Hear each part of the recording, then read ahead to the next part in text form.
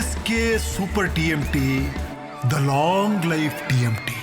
ಉಡುಪಿ ಜಿಲ್ಲೆಯ ಬೈಂದೂರಿನಲ್ಲಿ ಭೀಕರ ಅಪಘಾತ ಸಂಭವಿಸಿದೆ. ನಿಂತಿದ್ದ ಟ್ಯಾಂಕರ್ಗೆ ಬಸ್ ಗುದ್ದಿಕೊಂಡ ಪರಿಣಾಮವಾಗಿ ಇಬ್ಬರು ಸ್ಥಳದಲ್ಲೇ ಸಾವನ್ನಪ್ಪಿದ್ದಾರೆ.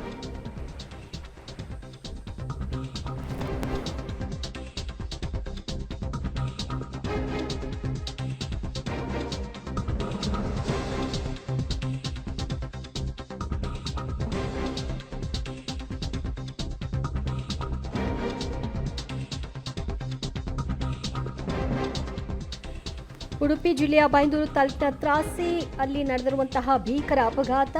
ತ್ರಾಸಿ ಬೀಚ್ ಬಳಿಯ ರಾಷ್ಟ್ರೀಯ ಹೆದ್ದಾರಿಯಲ್ಲಿ ಈ ದುರ್ಘಟನೆ ಸಂಭವಿಸಿದೆ. ರಸ್ತೆ ಬದಿ ನಿಂತಿದ್ದಂತಹ ಟ್ಯಾಂಕರ್ಗೆ ವಿದ್ಯಾರ್ಥಿಗಳಿದ್ದಂತಹ ಬಸ್ ಡಿಕ್ಕಿ ಹೊಡೆದ ಪರಿಣಾಮವಾಗಿ 47 ಮಂದಿ ಪ್ರಯಾಣಿಕರಿದ್ದ ಬಸ್ನಲ್ಲಿ ಇಬ್ಬರು ಸಾವನ್ನಪ್ಪಿದ್ದಾರೆ.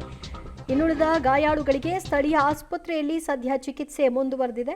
ಮುರುಡೇಶ್ವರದಿಂದ ಉಡುಪಿಯತ್ತ ವಿದ್ಯಾರ್ಥಿಗಳಿದ್ದ ಬಸ್ ಹೊರಟಿತ್ತು. ಶಿವಮೊಗ್ಗದ ಶಂಕರಘಟ್ಟ ರಂಭಾಪುರಿ ಕಾಲೇಜಿನ ಬಿಕಾಂ ವಿದ್ಯಾರ್ಥಿಗಳಿದ್ರು ಈ ಬಸ್ನಲ್ಲಿ.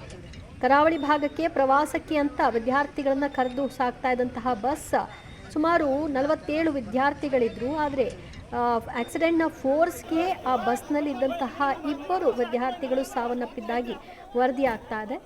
ರಸ್ತೆ ಬದಿ ನಿಂತಿದ್ದಂತಹ ಟ್ಯಾಂಕರ್ಗೆ ಹೋಗಿ ಬಸ್ ಆಕ್ಸಿಡೆಂಟ್ ಮಾಡಿರುವಂತಹ ದೃಶ್ಯವನ್ನು ಗಮನಿಸ್ತಾ ಇದ್ದೀರಿ. ಸದ್ಯ ಕೆಲ ಕಾಲ ಅಲ್ಲಿ ಆತಂಕದ ವಾತಾವರಣ ನಿರ್ಮಾಣವಾಗಿತ್ತು. ಮುಂಭಾಗ ಕೂಡ ಸಂಪೂರ್ಣವಾಗಿ ಜಾಮ್ ಆಗಿರೋದನ್ನು ಗಮನಿಸ್ತಾ ಇದ್ದೀರಿ. ಡ್ರೈವರ್ ಪ್ರಾಣಾಪಾಯದಿಂದ ಪಾರಾಗಿದ್ದ ಹಾಗಿದೆ. ಪ್ರವಾಸಕ್ಕೆ ಅಂತ ಬಿಕಾಂ ವಿದ್ಯಾರ್ಥಿಗಳನ್ನ ಕರೆದು ಸಾಗ್ತಾ ಇದ್ದಂತಹ ಬಸ್ ಈ ರೀತಿ ಆಕ್ಸಿಡೆಂಟ್ಗೆ ಒಳಪಟ್ಟಿದೆ. ಬಸ್ನ ಚಾಲಕನ ಅಜಾಗರೂಕತೆಯೋ ನಿದ್ದೆಗೆ ಜಾರಿದ್ನೋ ಅತಿಯಾದಂತಹ ನಿದ್ರಾಹೀನತೆಯಿಂದಲೇ ಬಸ್ನ ಚಲಾವಣೆ ಮಾಡ್ತಾ ಇದ್ನೋ ಇದರ ಪರಿಣಾಮವಾಗಿ ಘಟನೆ ಸಂಭವಿಸ್ತಾ ಇದೆ. ಎಲ್ಲದರ ಬಗ್ಗೆ ಇನ್ನಷ್ಟೇ ತನಿಖೆ ಆಗಬೇಕಾಗಿದೆ. ನಿಂತಿದ್ದ ಟ್ಯಾಂಕರ್ಗೆ ಹೋಗಿ ಆಕ್ಸಿಡೆಂಟ್ ಮಾಡಿಕೊಂಡಿದೆ. ಹಾಗಾಗಿ ಬಸ್ನ ಮುಂಭಾಗ ಸಂಪೂರ್ಣವಾಗಿ ಜಖಮಾಯಿತು. ಮತ್ತಷ್ಟು ಮಾಹಿತಿ ಕೊಡ್ತಾರೆ ನಮ್ಮ ಪ್ರತಿನಿಧಿ ಆದಿತ್ಯ. ಸದ್ಯ ಆದಿತ್ಯ, ಈ ಘಟನೆ ಹೇಗಾಯಿತು ಮತ್ತು ಸಾವನ್ನಪ್ಪಿರೋರಿಬ್ಬರು ಕೂಡ ವಿದ್ಯಾರ್ಥಿಗಳ ಅಥವಾ ಡ್ರೈವರ್ ಮತ್ತು ಕಂಡಕ್ಟರ, ಏನು ಹೇಳ್ತಾರೆ ಸ್ಥಳೀಯರು ಈ ಘಟನೆ ಬಗ್ಗೆ? ದಿವ್ಯಜ್ಯೋತಿ ಅವರೇ, ಇದು ಪ್ರಾಥಮಿಕ ಮಾಹಿತಿ ಪ್ರಕಾರ ಮಿನಿ ಬಸ್ ನಲ್ಲಿ ಒಟ್ಟು 47 ಮಂದಿ ವಿದ್ಯಾರ್ಥಿಗಳು ಮುರುಡೇಶ್ವರದಿಂದ ಉಡುಪಿ ಕಡೆ ಬರ್ತಾ ಇದ್ರು.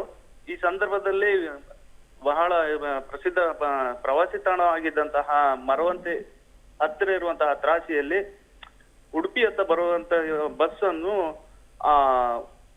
ನಮ್ಮ ಟ್ಯಾಂಕರ್ ಒಂದು ಎದುರು ಆಗ್ತದೆ. ಎದುರು ಸಂದರ್ಭದಲ್ಲಿ ಅಪಘಾತ ಸಂಭವಿಸುತ್ತದೆ. ಇದರಲ್ಲಿರುವಂತಹ 47 ವಿದ್ಯಾರ್ಥಿಗಳು